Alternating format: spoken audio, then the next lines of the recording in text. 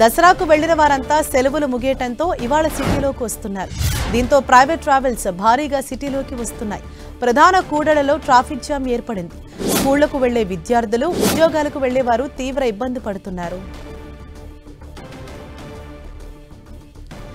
Right, ఇదే విషయంపై మరింత సమాచారం మా ప్రతినిధి కిరణ్ మనకు అందిస్తారు. కిరణ్, ఎక్కువగా ఏ ప్రాంతాల్లో ఈ ట్రాఫిక్ సమస్య అనేది తలెత్తుతోంది?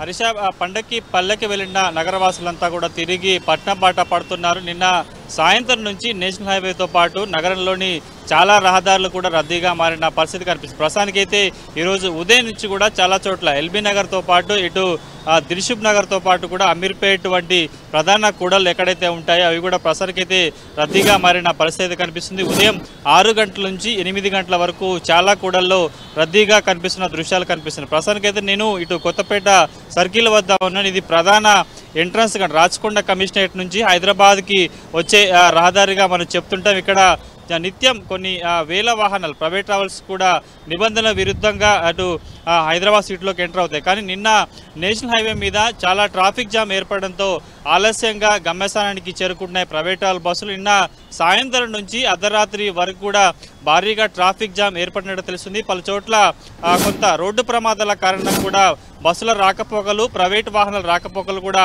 ఆలస్యమైనట్టుగా తెలుస్తుంది. ప్రస్తుతానికైతే వాస్తవానికి హైదరాబాద్ నగరం, గ్రేటర్ హైదరాబాద్కి సంబంధించి కూడా 7 తర్వాత ఇటు ప్రైవేట్ ట్రావెల్ బస్సులు హైదరాబాద్ లోపలికి వచ్చేందుకు అనుమతి లేదు. వచ్చిన వాహనాలకి ఫైన్ వేస్తుంటారు. ఆ తర్వాత ఎల్బీనగర్ సర్కిల్ నుంచి కూడా తిరిగి పంపించే ప్రయత్నం చేస్తారు. కానీ హైదరాబాద్ కమిషనరేట్కి వస్తే మాత్రం ఖచ్చితంగా వాటికి నిబంధనలను ఉల్లంఘిస్తే మాత్రం బస్సులను కూడా తీసేసే అవకాశం ఉంటుంది. కానీ పెద్ద మొత్తంలో ఈసారి హైదరాబాదీలంతా కూడా పండక్కి సొంతూర్ల బాట పట్టడం, తిరిగి ఈరోజు నుంచి ఇటు వ్యాపార కార్యకలాపాలు కావచ్చు, ఆఫీసులు, స్కూల్స్ కూడా ప్రారంభమవుతున్న నేపథ్యంలో ప్రస్తుతానికైతే నిన్నటి సాయంత్రం నుంచి కూడా హైదరాబాదీలంతా కూడా తిరిగి స్వస్థలాలకు వస్తున్న పరిస్థితి కనిపిస్తుంది. ఇక చాలా చోట్ల ఉదయం 6 గంటల నుంచి హైదరాబాద్ నగరంలోని చాలా ప్రధాన కూడళ్ల వద్ద కూడా ప్రైవేట్ ట్రావెల్ బస్సుతో పాటు ప్రైవేట్ వెహికల్స్ తో కూడా కొంత రద్దీగా మారిన పరిస్థితి కనిపిస్తుంది. ఇక ఈ రోజు మరొక 2-3 గంటల పాటు నగరంలో చాలా చోట్ల కూడా రద్దీ కనిపించే అవకాశం అయితే ఉంది. Harisha, thank you Kiran.